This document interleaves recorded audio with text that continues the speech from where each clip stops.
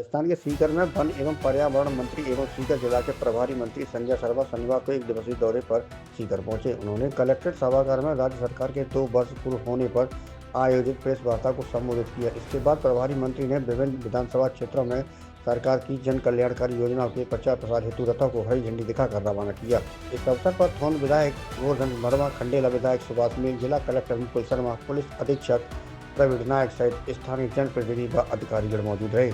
इस वार्ता में प्रभारी मंत्री संजय शर्मा ने जिला सीकर की 2 वर्ष की प्रगति रिपोर्ट प्रस्तुत करते हुए बताया कि किसानों के खेतों पर 29 से 24 सोलर पंप संयंत्र स्थापित किए गए हैं। प्रधानमंत्री कृषि सिंचाई योजना के तहत ड्रिप, मिनी स्प्रिंकलर व फव्वारा संयंत्रों की स्थापना हजारों किसानों की लाभान्वित किया गया है। प्रभारी मंत्री ने कहा कि मुख्यमंत्री निःशुल्क दवा एवं जाँच योजना के माध्यम से लाखों लोगों को लाभ मिला है। सड़क निर्माण, 4 लेन परियोजना, पेयजल योजनाओं और नल कनेक्शन के क्षेत्र में भी जिले में उल्लेखनीय प्रगति हुई है। ने आरोप लगाए 2 साल को लेके कई योजनाओं को चिन्हित करते हुए ईपीआरसी, यमुना, चिरंजीवी। जी के पास और क्या काम है? काम ही नहीं है उनके पास। वो अनंत गनंत आरोप लगाते रहते हैं और वहां भी आरोप लगाने की होड़ है। नेता प्रतिपक्ष टीकाराम जूली जी, कांग्रेस के प्रदेश अध्यक्ष माननीय गोविंद सिंह डोटासरा जी और कांग्रेस के वरिष्ठ नेता जिनको कांग्रेस पार्टी ने सत्ता के दौरान दरकिनार कर दिया था, जो होटलों में जाके बैठ गए थे, सचिन पायलट जी और निवर्तमान मुख्यमंत्री आदरणीय अशोक गहलोत जी। ये 4 वरिष्ठ नेता हैं कांग्रेस के, जो सुबह उठते रात को सोते वक्त कहीं ना कहीं मीडिया के सामने जाकर के सरकार को कोसते हैं या सरकार के नीतियों के खिलाफ बोलते हैं। लेकिन मैं आपके माध्यम से पूछना चाहता हूं कि 2 साल में चाहे डोटासरा जी हो, चाहे टीकाराम जूली जी हो, चाहे अशोक गहलोत जी हो, चाहे सचिन पायलट जी हो या कांग्रेस के कोई और भी जी हो, उन्होंने कोई आंदोलन राज्य सरकार के खिलाफ किया क्या? कोई भी ऐसी नीति हो जिसका विरोध उन्होंने खुल के सड़क पे उतर के किया क्या? केवल दूर से बाटियां सेकते भालों से।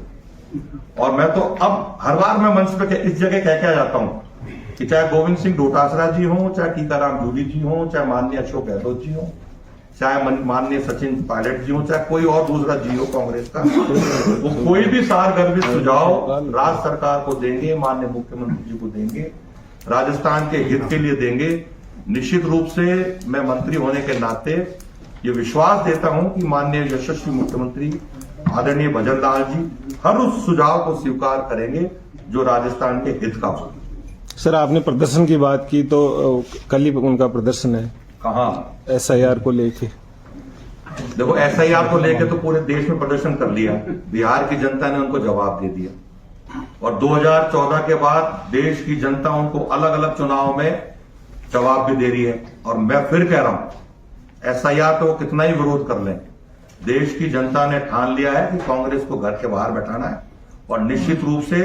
ये आने वाले 2047 तक यही काम करते रहेंगे। धरना प्रदर्शन के अलावा इनके पास कोई काम नहीं बचेगा। सर, 2 महीने बाद में राज्य का बजट है, क्या उम्मीद कर सकते हैं सीधे को क्या मिल सकता है? देखो, उम्मीद पे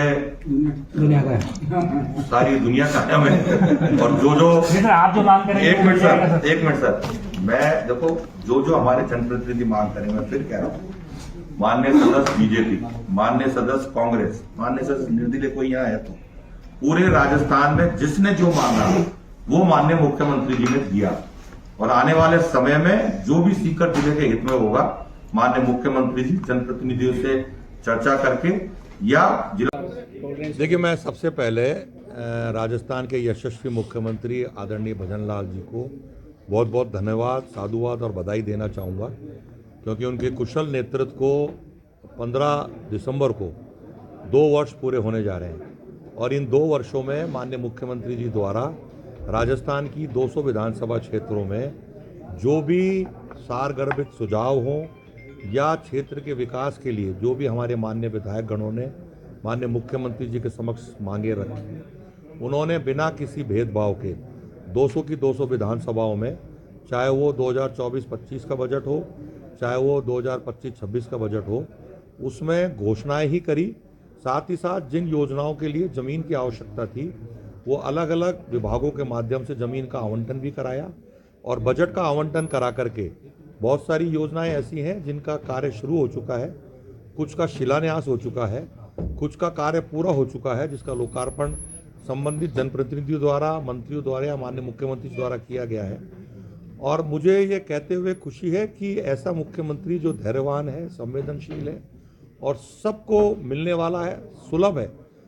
और इस नाते से जो भी घोषणाएं बजट के अंदर माननीय मुख्यमंत्री जी द्वारा की गई थी, उन घोषणाओं को अमली जामा पहनाने के बाद अब 2 वर्ष पूरे होने के बाद राज्य सरकार द्वारा अलग अलग विधानसभा क्षेत्रों में रथ के माध्यम से जो योजनाएं राज्य सरकार के द्वारा गत 2 वर्षों में राज्य की जनता के लिए दी गई थी, उनके प्रचार प्रसार के लिए, साथ ही साथ आने वाले समय में क्या क्या योजनाएं, कार्य योजना राज्य सरकार की हैं उसके संदर्भ में, साथ ही साथ उस रथ के अंदर एक सुझाव पेटी भी रखी जाएगी, जिसमें जिस क्षेत्र में वो रथ जाएगा, विशेष रूप से ग्रामीण क्षेत्र में चाहे शहरी क्षेत्र में, उस क्षेत्र में उस रथ के देखने वाले या मिलने वाले, रथ में मिलने वाले हमारे नेताओं से या कार्यकर्ताओं से जो आमजन मिलेंगे, वो कोई सुझाव, सारगर्भित सुझाव अपने क्षेत्र के विकास संबंधित में या माननीय मुख्यमंत्री जी को कोई सीधा सुझाव देना चाहे राज्य के विकास के संदर्भ में, उस सुझाव पेटी में डाल सकता है लिख करके, और वो सुझाव जो देगा वो माननीय मुख्यमंत्री जी तक पहुंचेगा। और आने वाले समय में राज्य के माननीय मुख्यमंत्री आदरणीय भजन लाल जी उन सुझावों पर अमली जामा बनाते हुए राज्य को विकास की ओर उन्मुक्त करते हुए देश के सबसे विकसित राज्य में स्थापित करने के लिए माननीय मुख्यमंत्री जी, हमारा प्रशासन और हम सब जनप्रतिनिधि कर संकल्पित हैं। सीकर के नजदीकी